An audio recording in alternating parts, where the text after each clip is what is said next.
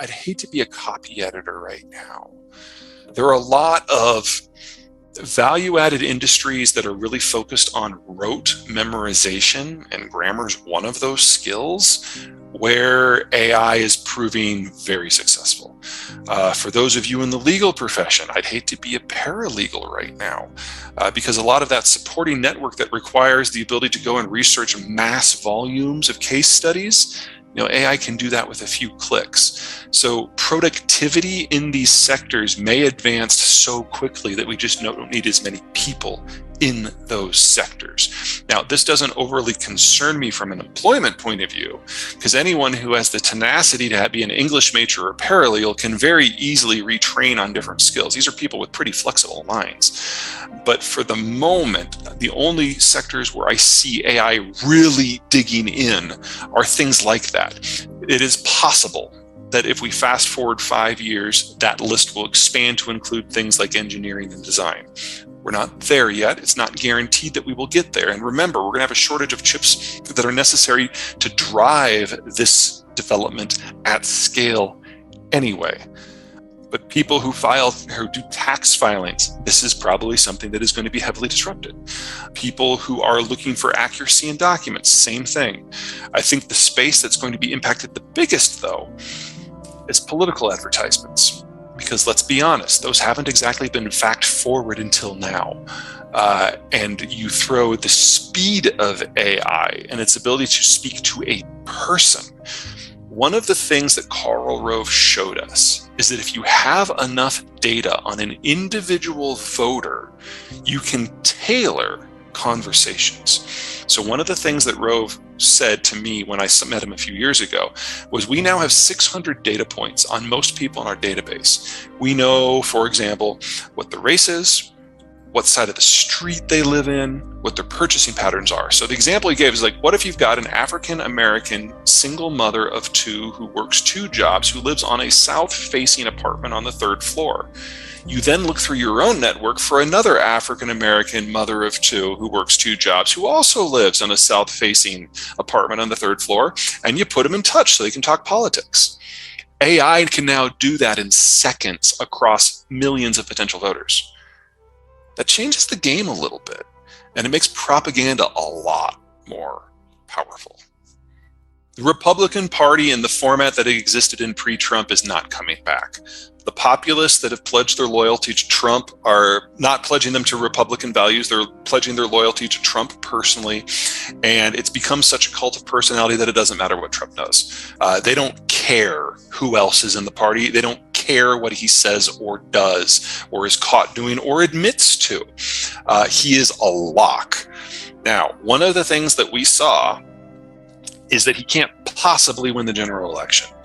Before the indictments, when we had the midterms, which we were expecting to be a red wave that wasn't, the reason was independents showed up in numbers. Now, independents usually don't vote in midterm elections. They usually only vote in the generals. And they usually have some serious buyer's remorse. They tend to vote against whoever won the last time.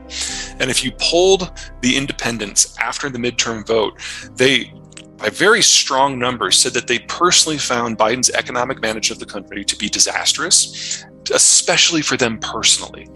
But they still massively voted for Democrats. What Trump is trying to do with the election denialism is tell the country and litigate for the country that the general election no longer matters.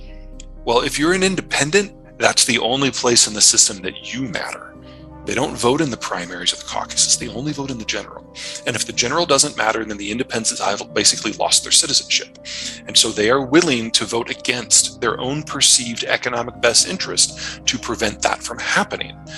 American diplomats have this lovely saying for the Middle East: one person, one vote, but not one time.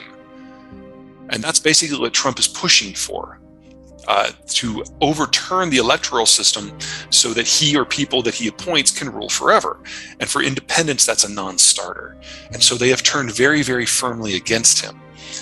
Well, if you look at the spread of the vote both when Trump ran against Hillary Clinton as well as when he ran against Joe Biden.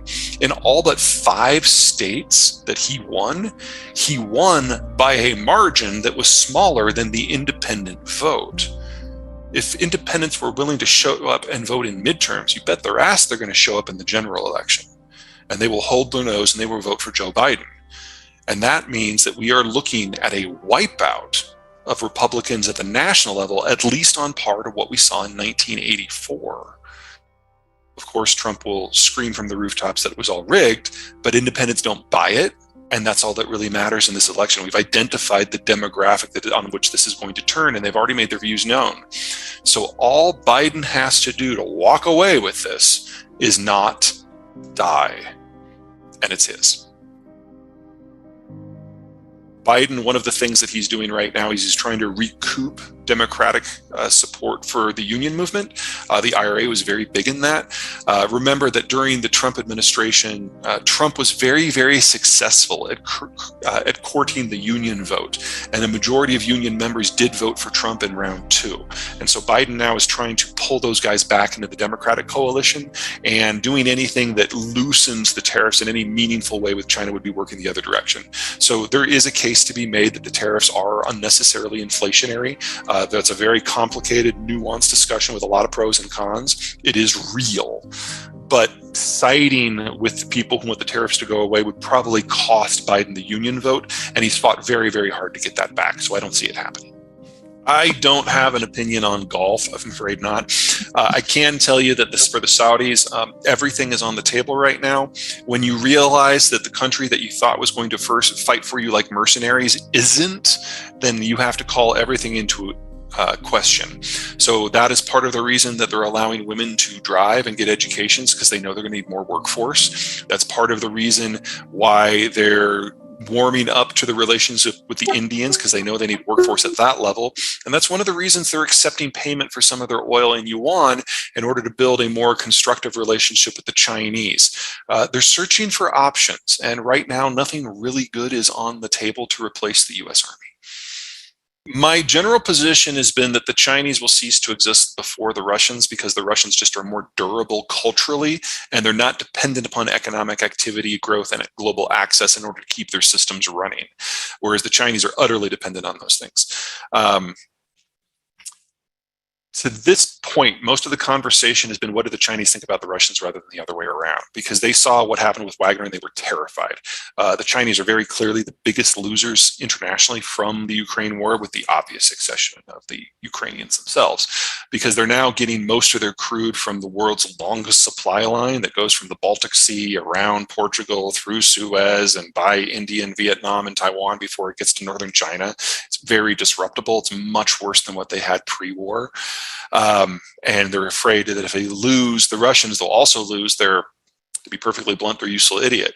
Whenever the Chinese are thinking of doing something that might be a little risky, they always try to nudge the Russians to do it first to see how it goes, and then they adjust. They're not really thrilled with how the Ukraine war has gone, but they really don't want to lose their useful idiot.